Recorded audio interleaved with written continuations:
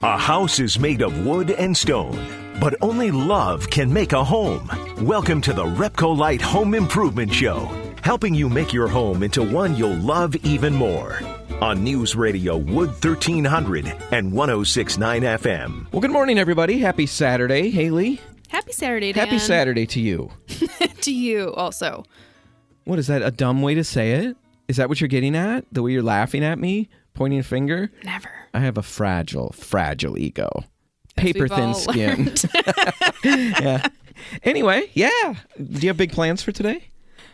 No, I don't actually. Haley, you got to at least make something up. I think that's pretty relatable. I'm going to circumnavigate the globe today. Right. See, that's how it's done. Dan, What are you doing today? Circumnavigating the globe. Well, now you just sound like a liar.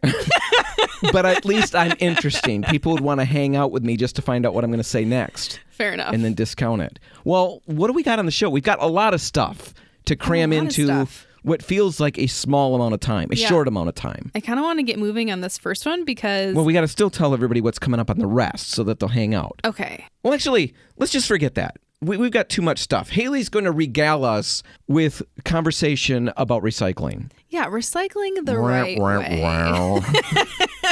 No, it's kind of crazy. I think I've been breaking a lot of rules. Well, we have established that on previous shows, that you don't care about rules. Well, you like to follow them, so this will be good for you. Right. I will follow all of these to a T. Just tell me what I've got to do. All right. Number 1, avoid tanglers. This is a industry term. Okay, for, tanglers. Like grocery bags, thin plastics, essentially. Okay. They get caught in the machines, and you can essentially shut down a plant from putting grocery bags in your recycling. Really? Yeah.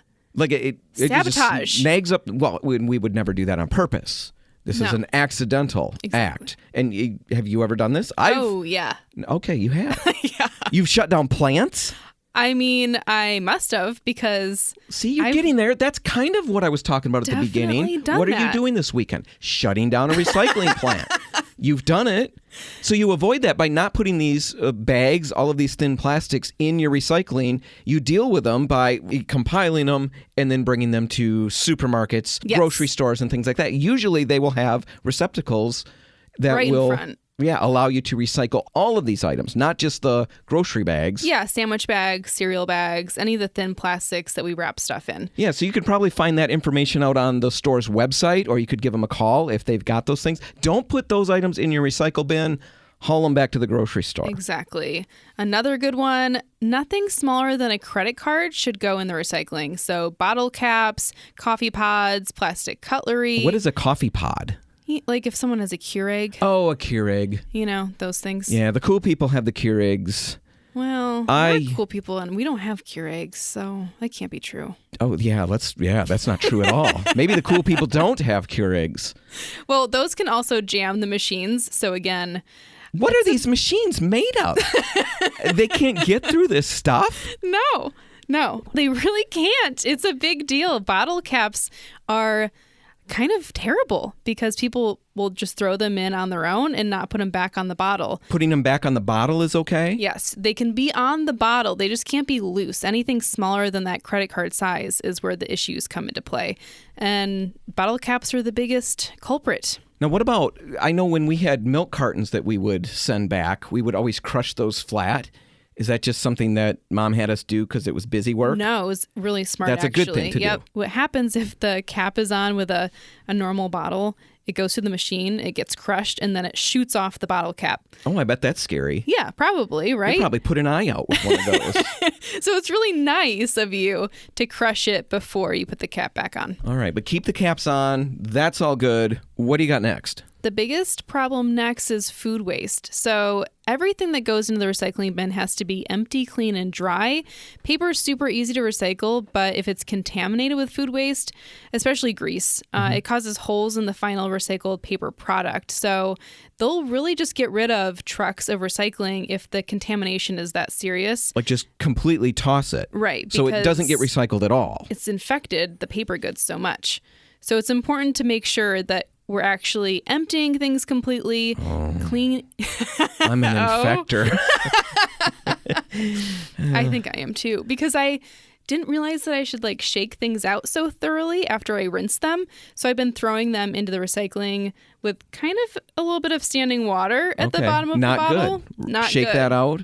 Pizza boxes, what do you got to do? Peel the greasy parts out? Exactly, yeah. With pizza boxes, I always think, can I recycle this? It's cardboard. I think I can. I'll just throw it in there. And that's the next biggest thing that people do is this wishful cycling.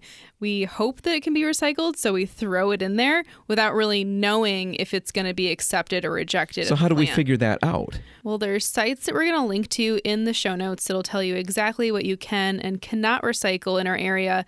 But if you're running stuck in the moment and you're not sure if you can put it in the recycling, it's better to just throw that away rather than risk contaminating an entire truckload. Right. The biggest thing to take away from all of this for me is that we can go through all of this work and do all of this stuff to help. And actually, we might end up having all of our recycling thrown away anyway. Yeah. So you better do it right if you're going to do it. Exactly. And they've got a little cheat sheet on there. It'll tell you, what you can recycle, what you can't. And you can just post those notes above your recycling bin so you remember, train yourself. Make sure that what you're trying to get to the recycling plant actually makes it there. Now, all right, we're going to take a break. And when we come back, we're going to be in the studio with Peter Ogle, who runs our online chat. And more importantly, Peter is going to talk eventually about his last name, and it's got such a great story. It's pretty fantastic. You're going to want to be here for that. That's all coming up just ahead. Stick around.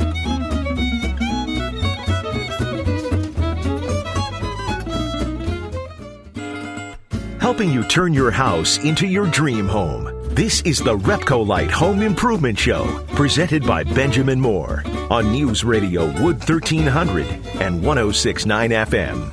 And we're back, and Haley, you and I, we have talked over and over again on the show about the chat function that we have on the RepcoLite.com website. And it's something that we launched probably about a year or so ago, right in the middle of COVID. The whole COVID thing. Yeah. And we thought we'll launch this so that even if the stores are closed, which they were for a couple of weeks back then, there was still somebody who can answer questions in case people ran into issues on a project. Yeah. And when we first launched it, the ideal was to run it past the normal business hours. 24 hours a day, 7 days a week. That was, I don't think anybody wants to talk to us at that point or to that level. Let's hope not. I certainly don't want to man it for those times. But yeah, that was the big issue that we ran into, is trying to find somebody who could run it into the evening hours. And finally, we did. We found somebody. Peter Ogle, welcome to the show. Thank you for having me. When did you start running the chat exclusively on your own? I would say almost a year ago at this point. I got it from you, and then I think it took about a month for you to hand it completely over to me. Yeah, and then you stretched the hours. So now you run it from when? 8 o'clock a.m. to 9 o'clock p.m. Monday through Friday. Monday through Friday, and then Saturdays? Store hours, 8 o'clock a.m. to 3 o'clock p.m. All right. So anytime during that time, if you've got a question, even if the stores are closed, you can get online. RepcoLite.com. There's a little ask us a question button on the side of the page, and Peter's on the other end of that. We don't have a bot on the other end of that. Right. Yeah, you got to talk to an actual person. And it's free person. A real human. So, yeah, you've been doing that for a while, and you have sent all kinds of those questions to us. Yeah, they're a great source of topics for us, which we always love because these are obviously common questions people are out there asking in real life to a real human. Yes. And you've got great answers for us. So it's exciting to have you on the show and dig into some of those common questions here. Thank you. So let's get to that. You brought a list with you, and I think the first one revolved around wallpaper. That's something you get asked a lot. That's correct. I get asked about wallpaper very, very often. It is definitely one of the top 3 questions that I get asked for sure. And the 3 questions within wallpaper that I get asked the most is, do we carry it? Can I borrow books? And does it need to be ordered, or do you have any in stock? And the answer to that is yes, we do carry books at all locations except for Jenison and Muskegon. We do lend the books out, so you can borrow them. You get about a 2-week period. All we need is your name and your phone number. And yes, we do have to order everything. Everything is to order just because we have such a large variety. So there's no way for us to keep it in stock. Yeah. And we are always happy to place an order for you. There's a shipping charge, and the wallpaper comes in double rolls, even though it's priced as a single roll. That is so annoying. Yeah, Yes. It makes it really confusing. But it's an industry standard, and it's been that way for ages. But yes, it always throws people for a loop. They see whatever the price is, and they assume that's going to be like everybody would assume. Right. Yes. Yeah. That's going to be the price per roll. No, that's the price per single, but it only comes in doubles. You can't order a single roll, even if that's all you need, right? So that's one of the limits or the downsides to wallpaper. But normally there's good ways to use up that excess anyway, and it gives you enough in case you're new at installing. Right. So all of that is good information. Now, you mentioned, as we were kind of getting ready to start recording this segment, that you kind of had some practical stuff that you've run through with people, and you kind of developed a little bit of a step 1, step 2, step 3 if you're interested in wallpaper. And I thought that was really good. So why don't you dig into that a little bit? Yes, definitely. The first thing I would do is decide whether you are going to be doing the entire project yourself, or whether or not you're going to be hiring somebody. Because So before I even start picking out papers, I need to decide this, in your opinion. Yes, I would definitely decide that first. Number one step, decide who's doing the work. Yeah, because if you're not doing it yourself, it seems like there'd be a long lead time to get a wallpaper hanger. And at that point, no one wants to wait around after they've picked a pattern for weeks or months until they can actually put it on the wall. So I think that makes a lot of sense. It does. And depending on your area, you ask your local store. You can ask me on the chats. We can usually find you somebody to hang wallpaper, but they can be a little bit difficult to get a hold of sometimes. Right. It's, think about contractors, painting contractors right now. They're booking out for months down the road usually. And that's with a good number of them. Mm-hmm. Wallpaper hangers are much more rare. We don't have as many of those around, and they're also booking out way down the road. So it's like finding somebody to reupholster a couch or something. It can be a little bit of a trick, and I think that's a really good point, that if you're not going to do the work, absolutely not interested in it, you don't have anybody in your family or a friend who's done it who can help you, you definitely need to hire somebody. You don't want to go through all the work of finding the paper, buying the paper, and then finding out it's not going to be, until next year sometime that it's installed. Exactly. And you mentioned that if you are looking for that, you can go to the online chat and talk to you, Peter, and you can try to steer people in the right direction. We also have right on the RepcoLite homepage a Find a Contractor tab, and you can click that and fill out exactly what you're looking for. And that comes to Haley and I, and we'll reach out to the store in your location, near you, and try to find somebody that way and get you some names. So that's a good first step. What do you have next? After you've done that, I would select a few books you like when you do choose to borrow them from us. And I would pick 2 or 3 different patterns that everybody can agree on. Yeah. Everybody, you mean what? The family? Do you really think those patterns exist, Peter? Well, the patterns that everybody can I think agree that on. you can get a baby to agree pretty easily. So yeah, fair. if you're up against that, you're going to have it easy. But yeah, it's definitely a very personality driven sort of a selection to make. Well, it's really personal and subjective. It's that way with paint colors too. I know when I was working in the stores and helping, married couples choose colors, it was always, a little bit of a struggle because we don't necessarily see color the same way. So well, now add color and pattern and all kinds of things to the equation, and it can get real fun. Right. Oh, yeah. Fun's a good word. I remember I brought home a wallpaper book. And I was looking through it with my better half, and I remember I found one, and I was like, I really, really like this. I might want to do The Office with this. Mm-hmm. And she was like, oh, that's awful, terrible.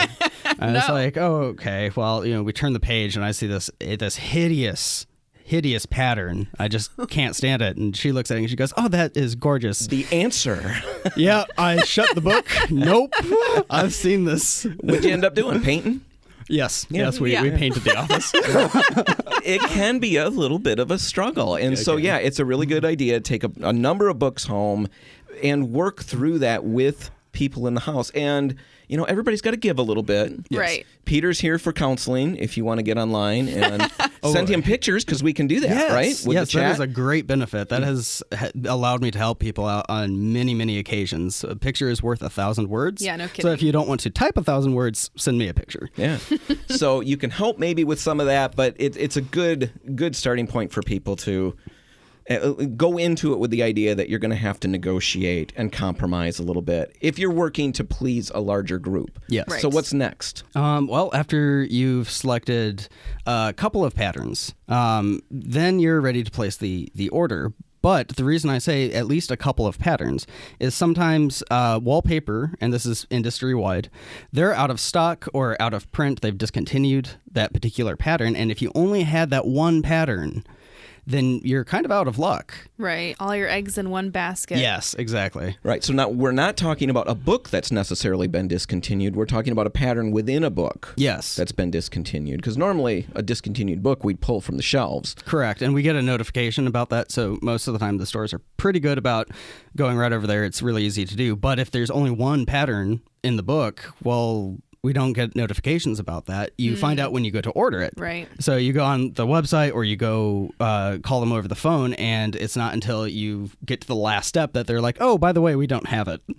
Now, is that something that we could find a couple patterns and then call one of the stores and have them double check that for us? Oh, absolutely. We would do that all the time for people. All right. Just, before they even move to the next phase in their project, they would sometimes give us a call or come in, whatever works for you. We can always make that work. Okay, so pick a couple patterns and all of that. Call the stores if you're curious, or go online and chat with Peter about it. He can double check and find out what's available and what's not. One last thing, I don't know if it's a question you get. It's something that I always ran into at the store is you can go and buy paper or look at paper online and make purchases that way.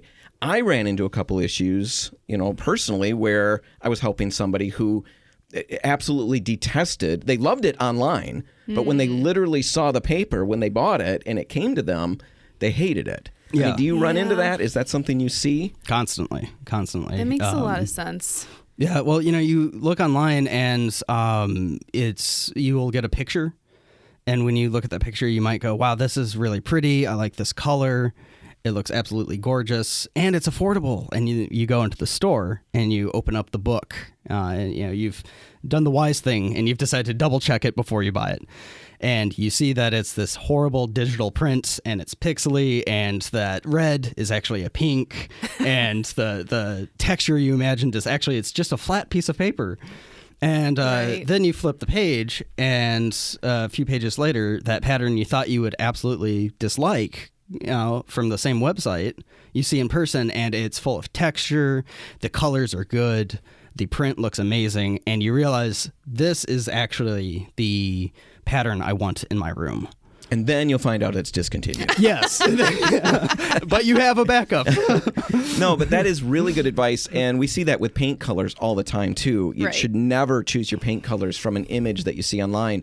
I mean, Haley, we've worked on things for the website or things for Instagram where we've tweaked the colors, and we're working on them on my laptop. And we'll get them looking great. And then I'll send you the files, and on your laptop, it won't look like the same thing that we worked on. Right. So just a different monitor can look different. And we both have Mac computers, so it's not like this should be wildly different. It's just screen settings vary, and it makes a huge difference. Like I'm the odd one out with a PC in front of me. Yeah, we're judging you. Judging you a lot.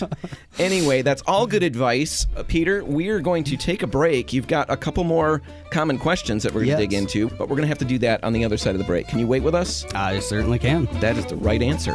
All right, we'll be back in just a minute. Stay tuned.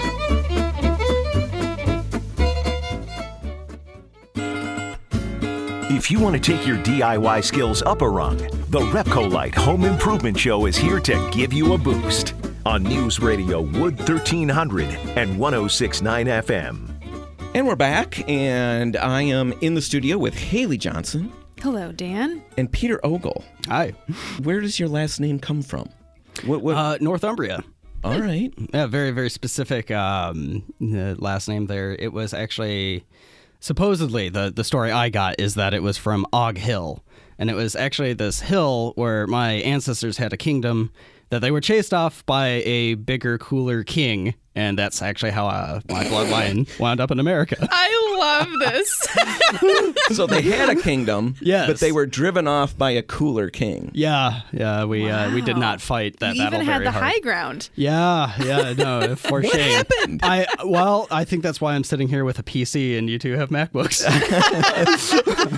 Yeah. See, my family held the high ground, and I maintained that. Well, then how did you wind up in America? I have no idea. Well, that is a great story, Peter. Oh. Yeah, that kind of embarrasses me because I've got nothing. Right? I don't know. I kind of wish I still had the castle, but Yeah. I guess I don't have that either. Yeah, at least No. you have the story. You've got I the do. story, and I that's do. worth something, right? It's not, as cool as a MacBook, but it's still pretty cool. Anyway, Peter runs the online chat. If you tuned in last segment, we introduced him. If you didn't, what's wrong with you? What is wrong? We got a full hour, and we expect people to catch all of it. But if you didn't, you maybe had a reason, and maybe it's a good reason. If you didn't catch it, Peter runs the online chat at RepcoLite.com. You've been doing that for about a year, and you run it from 8 in the morning on the weekdays till 9 at night. 9 at night. Do you ever go past 9 because you're answering questions, or do you just shut it off Sometimes I at do. 9? Actually, there are some times where I will have talked to somebody around 8, and they will be in the middle of a project, and I'll hang around for another half hour or so just in case they need a little something, or they run into an issue, a snag in their project. Peter's the best. Yeah, well, it's not just like a strict 9 o'clock punch out. Well, hold on. I'm Hold on. sorry. I got to It's interrupt really you, Peter. offended, Dan. I can feel the bruised ego from here. It hurts. I like to think of myself as the best, Haley, or at least pretty good. We'll just say that. How about Peter's the best technical support we have. He's for the our... only one that we've got right now. Yeah, Right. that makes me the best. You are awesome. You see how that works? I do. Anyway, last segment we talked about some of the common questions you get, and wallpaper was the big focus last segment. Yes. This segment we're going to shift into some other things, and you surprised me. You told me before we went on air that the topic was going to be poplar. Yes. And I assumed we were going to talk about staining poplar and how that's such a struggle to get poplar to look good when it's stained. And actually, you had a whole different angle for this one. Yeah, while I do get questions about that a lot, we also have a really good article. It's one of the most actually favorite articles, I think, of people about how to stain it. That is an article somebody who's pretty brilliant wrote a long time ago. Does their last name end with Hansen? It sure sounds like it. No, yeah, you'd say that's a good article. Yeah. Well, thanks, Peter. That means a lot coming from somebody who used to have a kingdom in their family. And is now in a high position of technical support. Yeah, the best technical support that we got. But yeah, that article, we'll put a link in the show notes. I don't know if it's the best, but it's all right. It walks you through some of the issues that you can run into and how to avoid them. Yes. When you're staining poplar. But you wanted to talk about something different, and you wanted to talk about using poplar, when to use it and when not to use it. Yes. So I see poplar used correctly all the time. It's actually, fortunately, the most common thing is it's correctly used. Interior, trim, other things like this. Painted surfaces like that. Right. Then Painted surfaces. It's excellent for that. It's Definitely. utility wood. It's not beautiful. Yes, It for sure. looks fine until you stain it. It's so soft. It absorbs that stain and it gets very blotchy and surprises people very quickly. Yes. Yeah. But if you use it in the right way, it can look great. And it's a paintable wood. That's Right. the wood that we'd recommend for Yes. painting. But you were saying that you saw it actually used in a couple of instances outside even. Yeah. And you were able to save people from jumping into that project. Yes, very fortunately. There were a couple of people who wanted to use it for an exterior building project, not just as a decoration, not like some Right. small little, like, oh, hey, I'm carving this pretty ornate thing, and then I'm going to stain it and hang it on my wall outside so the birds can have a bird feeder or something like that. It was, I'm making a bridge. I'm building a tree house. And that can lead to some serious disaster because it is not meant to support that kind of weight. It is not meant to take weather. Right, It it's a is soft wood. Yeah, it is very soft wood in the truest of the word. It is soft. It is weak. It is weak. The grain is small. It can break very easily, and because it's soft, it can loosen up very easily. Yeah. Well, taking any interior grade wood and using that in an exterior situation, you're always going to run into trouble with that. Even coating it, even doing everything you can to protect it, it's just not going to last. It's not made for that. And poplar is one of the worst, for that kind of an application. There aren't many that are worse. No, there really isn't. Balsam wood. That's probably there we go. But so somebody reached out to you in what regard? They were asking what to do to coat it, or they it was actually very fortunate that they reached out to me. And this is one of the things I do really like about my job is that you can help get a project either back on track or prevent it from being derailed. And they had not yet begun construction on their bridge. And they were like, I saw your article, 7 tips on how to stain poplar. And I was just wondering what happens when you use the exterior stain on it. And I'm like, wait, why would you like to use exterior? And they're like, well, I'm building a bridge. And I'm like, oh, whoa, wait. Wait a second. You mean is this like a small model bridge? Or right. No, it's going to go across my creek in my backyard. And I thought, we could walk on it, my whole family. And I was like, no, don't do it. What was the reason? Why did they want to go with poplar? Somehow they got a large amount of it for free. Oh, okay. So they were like, hey, I have this free wood. I might as well put it to use. I wanted a bridge. I've always wanted a bridge. Yeah. If I had free wood, sure, I'd be inclined to cast wisdom and common sense to the side. Yeah. The prices of lumber. I mean, free wood. That's a big deal. Right. But as we were talking and saying earlier, even coating that with, an exterior product and the best things to help it resist the weather, it's just not going to last. No. So you were able to stop them in that regard. Yes. So don't use poplar outside. Yes. Not meant for that. Pine, not meant for that unless it's pressure treated. Yes. You also mentioned another instance where I don't think you could stop this one. I think they did it. They put poplar on a floor, right? Yes. How'd that play out? Very unfortunate. They put the poplar on the floor. They did all this work to ensure that it looked good. They followed the staining procedures to a T, and they were really happy with how it turned out. But after their 3 layers of polyurethane that they thought would give them the durability they needed, it did not. And alas, they got a dent in their floor, and it immediately cracked off the polyurethane, and they were kind of upset about that. But they didn't think too much of it.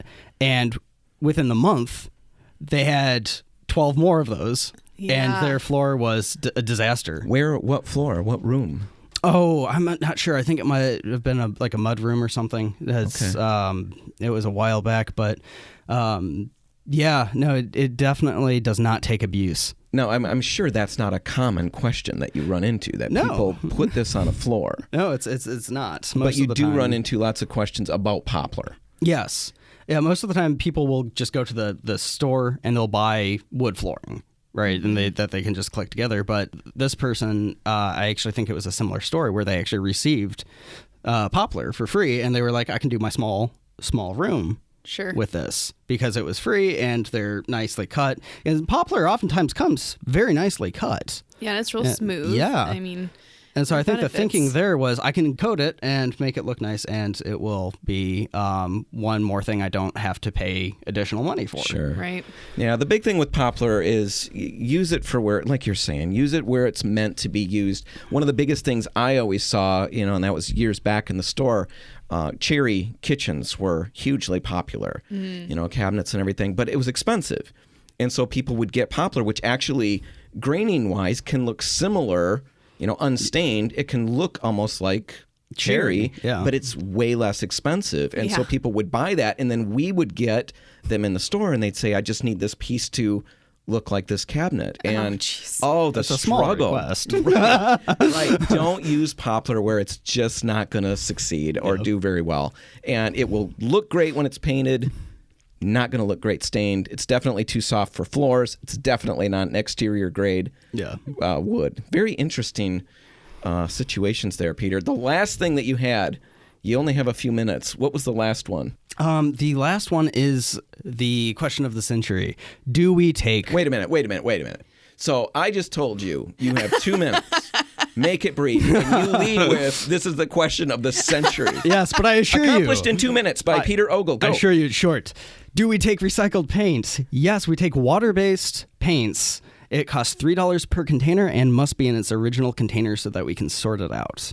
But if you have some in your basement and you just don't want it around anymore, we will happily take it off your hands.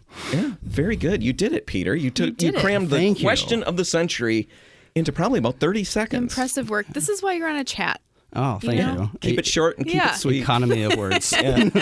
Anyway, Peter Ogle, you man that chat Monday through Friday, 8 to 9 at night.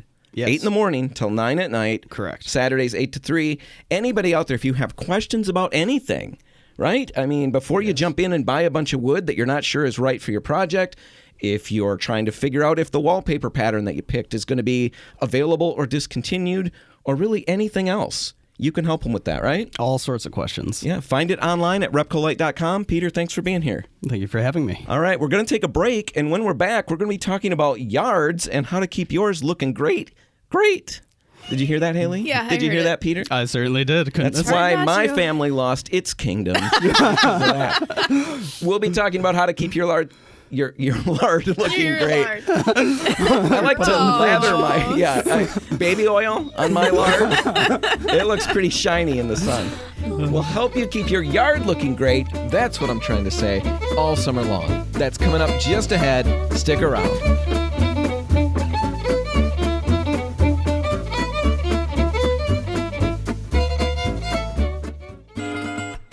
If you want to take your DIY skills up a rung, the RepcoLite Home Improvement Show is here to give you a boost on News Radio Wood 1300 and 106.9 FM. So, Haley, what do you think your biggest problem is? What your summer problem? Like a summer problem? Life. Did I ask that in the wrong way? Real deep, yeah. Well, I know what I'm thinking, and there's no problem with it, but maybe that came out wrong. Summer is probably sunburn. Oh. Yeah. You sunburn easily. Real easily. I got like 3rd degree sunburn once, or maybe 2nd degree, whatever the blistering is. You blistered from sunburn? Yeah. It was, and on my face too. I was in high school. It was so embarrassing. Oh. Yeah. It was bad. I'm glad I never had anything embarrassing happen to me in high school. No. I never had enough friends to make embarrassing things matter. So my big summer problem is yard problems. And it's not actually a problem. It's the lack of problems. No. It's trying to ward off potential problems. Sure. My yard looks really nice, and it has nothing to do with what I've done. Right. I inherited a beautiful yard, and now I've got this incredible burden of maintaining it and making it look good. And it stresses me out, honestly, because there is so much to know and so many things that I do that seem intuitive. Yeah, just like watering. Actually wrong, or ways to do them wrong. And so I thought, let's dig into that, especially we had a lot of dry time in this early summer. Now we had a fair amount of rain, and it's Michigan. We're going to go back and forth. Yeah. But let's talk about different things that we can do to help our yards, whether it's rainy time or whether it's actually, a dry spell. And all of these things will apply. Now, the first thing that we dug into, and most critical thing, is don't overwater the yard. This is like the worst thing that you can do, actually. It's worse than underwatering. Overwatering is terrible because it makes the roots grow really shallow, so they don't search out water. They're not working for it. Right. Right. They're not going anywhere. It's all right there. It's being delivered to them. And they don't have to do anything for it. Makes them susceptible to They're drought. so weak. And disease. Yes. Susceptible to all of those things. You don't want that. So you've got to water in the right amounts. A couple of really quick ways you can test if you're overwatering your yard. First two, because they're really, really, really obvious. If the water is running off your yard in little rivers and streams when you water, it's too much. Yeah. Right? Because the ground is saturated. It can't take anymore. Just stop for a little bit. Give it a break. Seriously, that poor yard. Right. If it's really spongy, I've had that where the kids run around the house playing games and there's one section. It's like squishy. Oh, yeah. They just tear up the yard because it's so spongy there. Way too much water. Those are obvious ones. A couple that are less obvious, though, are the crabgrass. Yeah, and one that you have, actually, which is the mushrooms. Right. If you have either one of those things growing in large amounts, that's a good sign that you're overwatering. For me, it's the mushrooms. It happens every year. I didn't realize that's what it was. You just thought like, oh, this is the time that mushrooms grow. Mushrooms are coming. Yeah, no, it's because this is always a time where I'm overwatering. So avoid that. That makes a lot of sense. How do you do that? What are you shooting for when you're watering your yard? 1 inch over the course of a week. Right, and that's basic. You may have different types of grass that require different amounts of water. We're just kind of making a very basic general statement there. Right. Now, that inch of water is going to penetrate about 6 inches into the soil. And you can get that 1 inch of water. Most sprinkler systems are going to get you there if you sprinkle 2 to 3 times a week and basically run it 20 to 30 minutes in each of those zones. Yeah. It may need to be tweaked, probably will need to be tweaked. But you start with that. That's a great place to start. And then you pay attention to the yard and let it talk to you and tell you exactly what's going on. One way for it to talk to you is with the screwdriver test. We did this outside the studio, and it was actually pretty obvious. We tested a dry spot. It was, brown, clearly underwatered. And the screwdriver only went down 3 or 4 inches maybe, and then it was really tough to go any further. Yeah, we met resistance. Yes. Ideally, you would want your screwdriver to go down 6 to 7 inches really easily. We had a couple of other spots where obviously it had received enough water and it went through like butter. Right. Super simple. A great test. It's not super sciencey, but it will give you a ballpark idea, and then you adjust your system as necessary. There are other methods, but those are the ones we've got time for. I've got a couple of zones that I've had to bump up the time and a couple that I had to lower it after running these little tests and stuff like that. You're going to have to do that, but it's definitely worth the tweaking. So what time do you water your lawn, Dan? Mine is watered at 4 a.m, I believe, is when the whole thing kicks on. See, and that's correct. Turns out to be the right time to do it, and that had nothing to do with me. That was the previous owner. Had it all set up, right? I just need to make sure the battery's in that thing and it doesn't lose its memory. Well, I think a lot of people don't know this necessarily, though, because I see sprinklers running all times of day, even at night sometimes. Right, and the thing that makes the morning the right time is that gives the moisture an opportunity to soak into the yard. It also ensures that your yard's going to be dry by the time we hit nightfall. Yeah, because if you're watering at night, the water's penetrating, which is good, but it's also not evaporating when it's on the grass. So it actually causes some issues with mold and mildew and disease. Right. Now, if you can't get up early, don't want to get up early and lug your sprinkler manually around your yard. Sure. Don't want to do that at 4 a.m. The next best is to shoot for about 4 p.m. to 6 p.m. Right. So like right when you get home from work, basically. And that's when I water my garden usually, because I'm not going to wake up super early to do all that. I have to go around with a watering can. So I'm a before dinner waterer. All right. Now, one last thing that we've got time for is you've got to leave the grass longer. I'm actually really good at this one. I leave it pretty long and then I cut it pretty short. So you've got a hack and slash method kind of a thing. Let it grow and then slash it really short. Exactly. Let it grow a long time. Slash it really short. Because then I don't have to mow as often. See, that's not what we're getting at here. That's not productive. That's not a way to get a healthy lawn. See, letting it grow longer, that part you've got. That's good for it because it actually encourages deeper root growth and helps keep it healthier in conditions that are dry. But you don't want to hack that much of your yard off every single time. You want to really only remove 1 to 2 inches with each mow, somewhere in that range. So you're actually mowing more often. You're going to mow more often, and you're going to let that grass stay higher. So basically, bump up the settings on the mower deck, raise it to one of the higher settings, and run with that. Yeah, you'll be mowing more often, but the lawn's going to be healthier, and it's going to look better. You'll get great exercise. Okay, yeah, you sold me. Now, the exercise part sounds awesome. And then as you head into fall, you can lower that deck and start cutting shorter again. All of those things are going to be in the show notes, along with everything else that we talked about on the show today. That's all the time we've got, so we're going to wrap it up. If you want to catch this episode again, you can find it online at RepcoLite.com. And right there, you can also subscribe to our podcast and never miss another episode. Whatever you do today, make sure paint's a part of it. The RepcoLite and Port City paint stores are open till 3, waiting to help. I'm Dan Hansen. And I'm Haley Johnson. Thanks for listening.